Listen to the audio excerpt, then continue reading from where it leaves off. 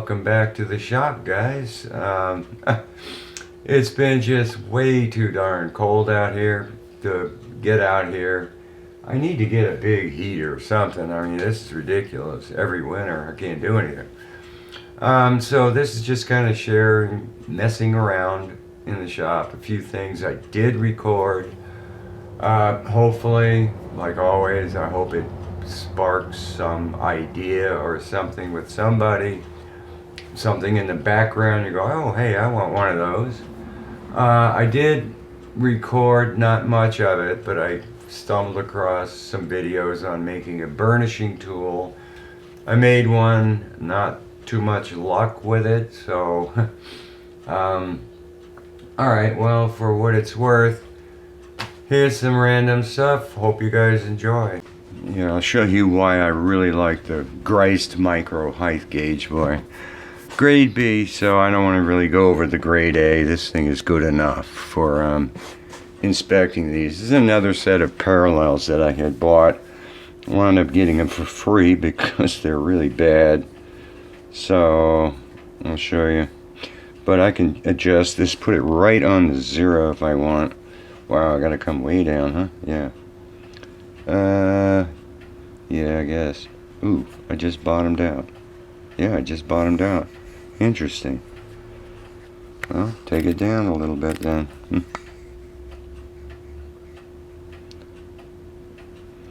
Why did I bottom out? I shouldn't have. Okay, that was interesting. I don't know why that did that. But, alright, there we go. Alright, so put it on the 0. Right on it. So does it stay? Yep, 0. Over here, pretty much 0. It's slightly under. And remember, every one of these ticks, the 1 here is 1,000, so every tick is a 1/10. Way off. It's off by a 1/10 here. This is off by more than a 1/10.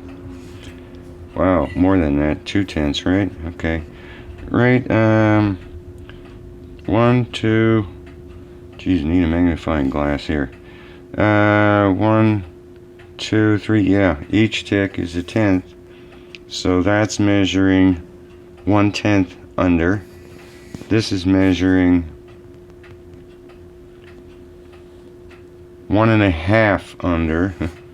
Jeez, is that really flat? Do I get a different reading? And it's measuring same thing, 1.5 under. This one is 1 under. What was this one again? This is on the 0, and that's 1 under. Right? Yeah, almost 1 under. So these are pretty crooked. For most people, this would be fine, you know. I mean, geez, 1.5 tenths, that's precision. Anything with 2 tenths or less is considered precision. So, yeah, that's 1, 2, 3 tenths under now. 1.5 under. What happens if I flip it over? Make sure it's seated and flat. 3 under. Wow. So yeah, this is, oh boy, here's a 1/2 thou now. Why is that so?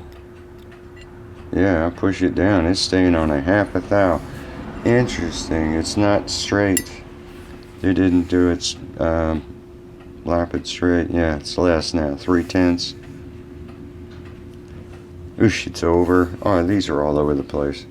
So that's why I got them for free. I can't use these things, so I don't know what I'm gonna do with them. I just shoved them in a drawer for now. Curious, why did I bottom out? Oh, because I hit the bottom of the test indicator. Alright, well, I hope you could see the needle. Just wanted to show that. I just wanted to go a little bit further for what it's worth.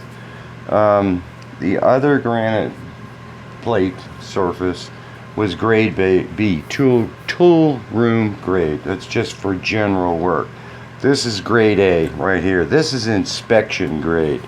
This is flatter from corner to corner than less than a tenth of a thousandth of an inch. So this is flatter than flat. Had this thing custom ground for me up in Los Angeles. Cost a small fortune. So okay, I've got this all back, and hopefully you can see the dial indicator, test indicator. Bring it up. Alright, bring it down. So, and I can see it clearly too. So, oop, too far. Come on, let's go back to 0. Oop, too far. Back up. There, I'm right on 0. And I'll double check that I'm on 0. And I am. First thing, I always touch all over the place here to make sure this isn't contaminated. If I've got oil under here and I push here and that needle moves at all, I'm pushing hard here. Needle's not moving, so I know this is perfect. I can also sweep it, like I said before. If the needle moves at all, somehow I messed up the jewels. That's one thing I never do, is I'll never move this thing sideways to take a reading. Like, I won't come off this block and then go that way. I saw you do that when you were checking the tram. Be very careful. I don't know what these jewels are made of or how they even get them perfect, because if you think of it, I mean, that's not even moving. So that's less than a tenth of a tenth of a tenth of a thousandth of an inch. That's ridiculous. The next mistake I always see people do is they always move the indicator. Don't do that. If the needle moves, well, did the indicator go up or down, or did the part go up or down? You don't know. Everybody always moves the indicator. Don't do that. Move the part. Look at that. See? Absolutely no movement at all rotating this around. And I know this is absolutely... Oh, I'm off the 0. There, I'm back on it. Yeah. Close to it. But yeah, so there's some hysteresis to these things. So now, if I really want to measure this guy, I've already wiped all the oil off of him, cleaned him down, blew him off with dust off, so I know he is on this surface. And it's under by a half a tenth. No, one tenth. 1/10. What's it on this side? Same thing. So this is underside. It's not 1 inch. Let's go to the middle. Same thing. Let's flip it around. Ooh, that's closer to, that's about a half a tenth. On that side, half a tenth. So these are pretty good.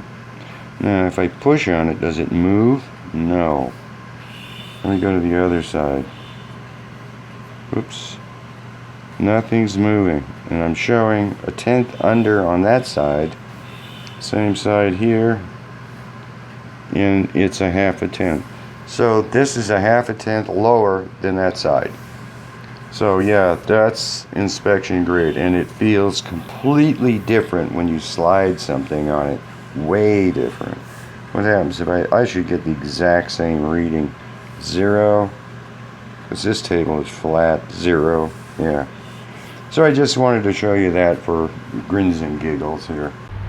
I just wanted to do a review of some things that I've been experimenting with here. They're called nylon fiber flap discs, and you get 5 of them. You know, Amazon carries them. You get a pack of 5 for anything from $10 to $15, and they were pretty interesting experiment. This is the first pack that I bought. This is 800 grit. Didn't do a whole lot of anything. I didn't try it on wood, but I think you can buff wood with it. I'm gonna try someday. Tried it on steel, mill scale, everything. Didn't do much of anything except for get the part warm. So I said, all right, let me try something else. This was the second set. I figured 320 should do something, because I use 320 on my granite surface plate to lap things, and it does a beautiful job and a nice finish. It kind of did some stuff, buffed things up. I tried it on my table saw, because that's actually, what do you call it? Steel, not steel, cast iron top. And it cleaned it up, made it look really nice. I also did it on the drill press table, which is also cast iron. And so this does a pretty nice job. I like it. But then the last one that I bought is this guy here, which is now 180 grit. This removes steel. So I tried it on a mill scale, and boy, it sends some sparks out and does a number. Tried that also on the table saw. Beautiful finish along with this one. So that, I don't know how much material that removes, but these are interesting. I think this was like $14-15 for this pack of 5. So I'm running out of room now in the shop, a drawer to put all these in. So I'm putting 1 each or 2 each in the drawer. I still want to play with this guy more. 800 grit. So that's just kind of a review. It's a neat thing to have in the shop, so that when you need it, you've got it to do things with, other than using a true flap disc, which grinds stuff away really fast. Kind of think this one, the 180 grit, is the most useful. You can see it's kind of worn down a little bit. I didn't do a whole lot.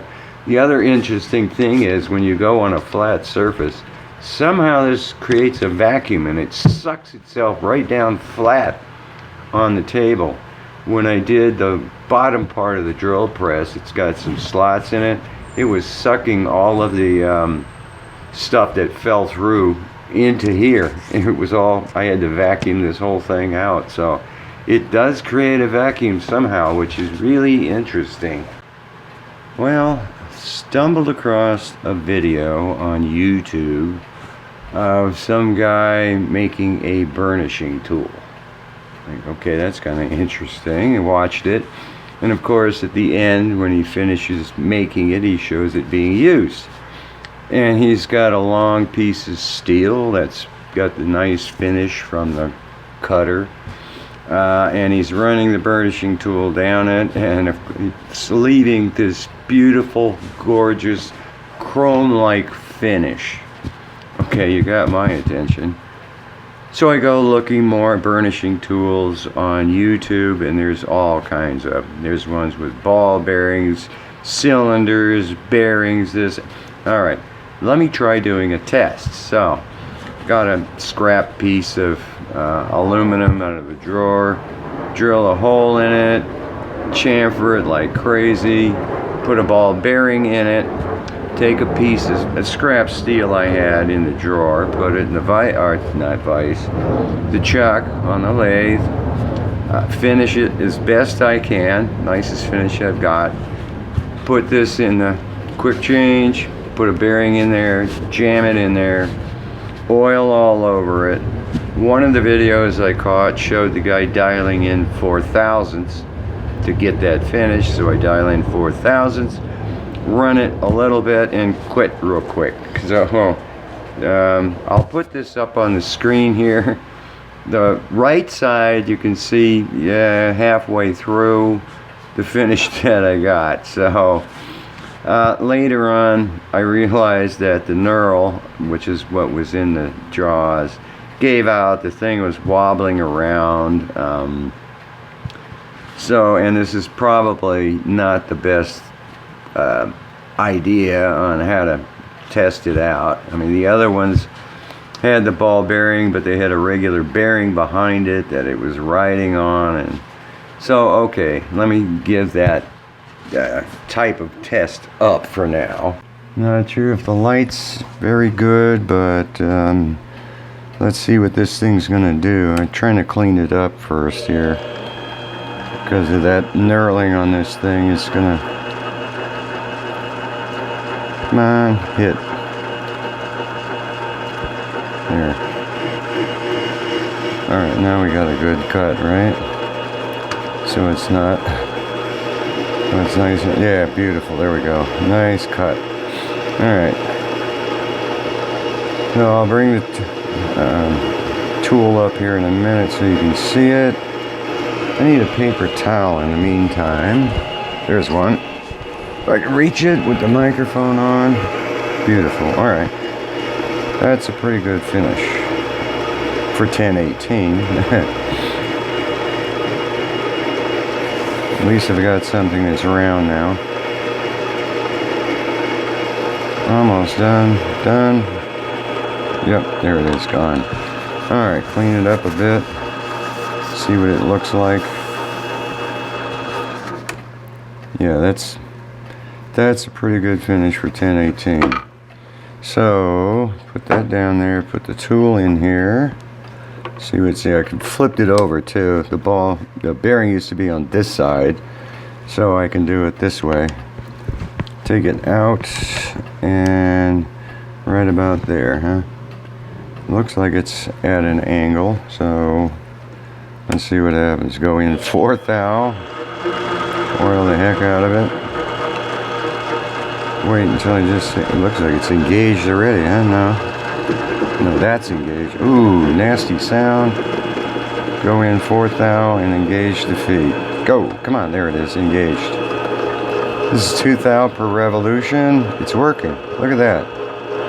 I'm getting kind of a nice mirror looking finish here and there. Push it in a little more. See what happens, huh? That's not too bad. It's a lot better to work with than trying to sand the thing. Yeah, it comes and goes. Push it more. Yeah, it looks like it's consistent now. So you got to go in quite a bit. Your force. Not bad, not bad. So, not sure if I'm going to play with this anymore. I could come and do it again. Let's try it one more time. Back here, hit it, and then push it in a bunch. Engage it. Bunch. That was like 10 thousandths. Yeah, it's going and then it's skipping and going and skipping. So what happens if I change the angle on it here so it's a little bit less there? Boy, that's hard to see. Almost like I'm too far. There. Try that angle. Put a bunch of oil on it again. See what happens, huh? But I guess these things, if you get it figured out, will work. It will burnish it nicely.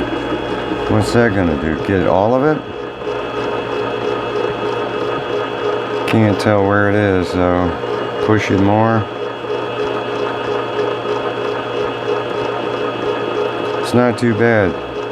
That's pretty darn nice finish to be able to work with that. I don't know why it's got kind of lines and stripes in it, but okay. Running it twice doesn't do anything. There, it fell off. I saw it moving too. Compound was moving.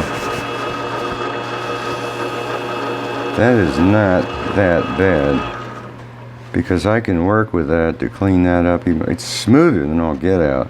Yeah, I don't feel anything. Let's try some 5000 grit on it and see what happens, huh? Take it out of drive so I can get the RPMs up.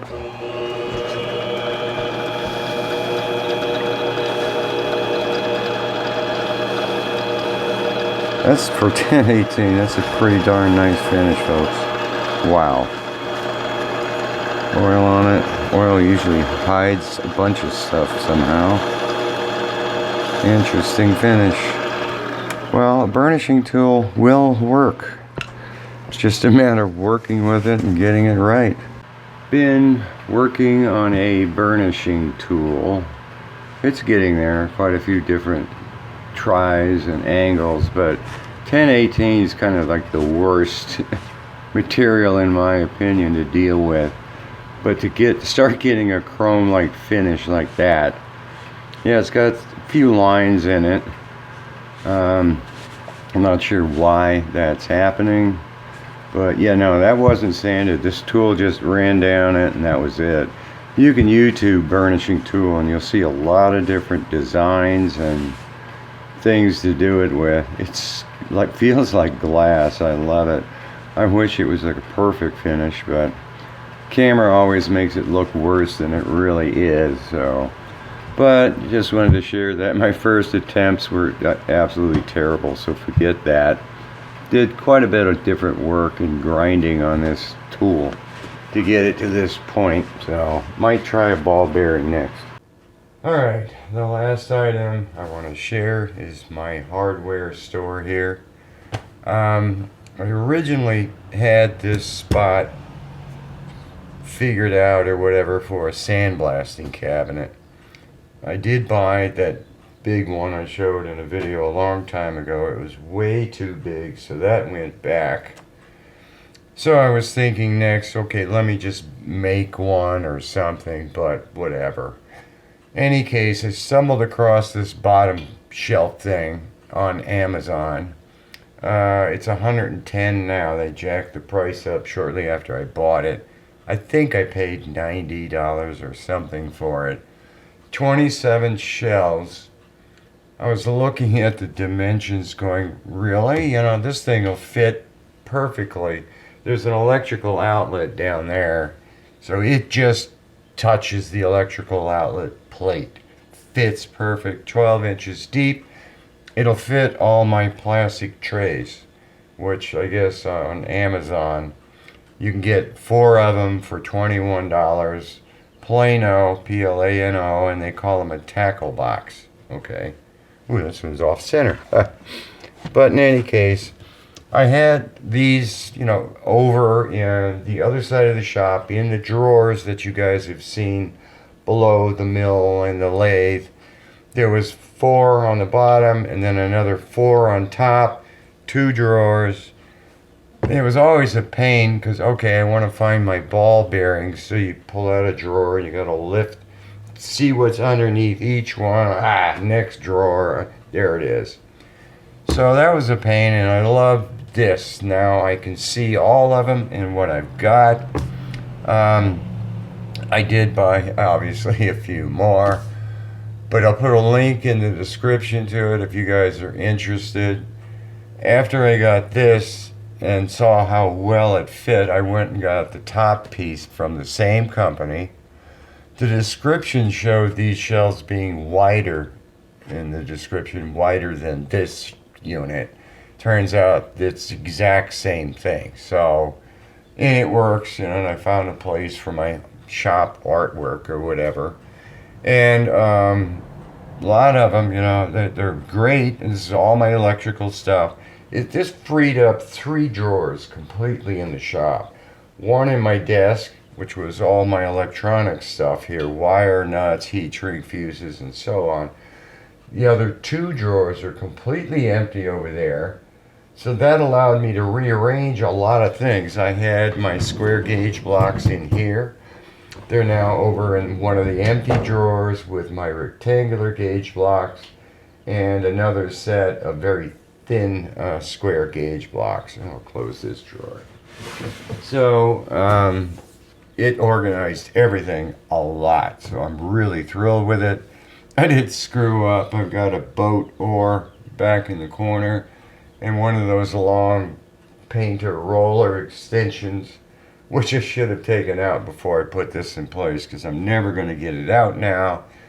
And this thing is so in. There's a spacer here to square it up against the wall. I'm not moving this, so they're going to live there forever. Maybe they'll come out at my estate sale or something. But in any case, the dividers come with quite a few little pieces of plastic to divide them up. So a lot of these cases here, trays, have every square done. And I've wound up, I don't know, the camera can't see it, but I use my CAD program and I print out a piece of paper so I know what's what size is what. Because, yeah, these are the nitrile O-rings from Harbor Freight. Their little trays are ridiculous, so they're all in here. I've got it labeled as far as inside diameter, outside diameter, thickness, so on. Loving every minute of it. So I'll put a link in the description to both pieces if you guys are interested, and the trays. So so much for a sandblast cabinet. There's no space or spot anyplace for it in the shop. I also had the belt sander on top of the table saw, which I didn't like because I couldn't use the saw. So I had it over here. Now it's back over on the saw again. So okay, I guess that concludes this video, and see you next time.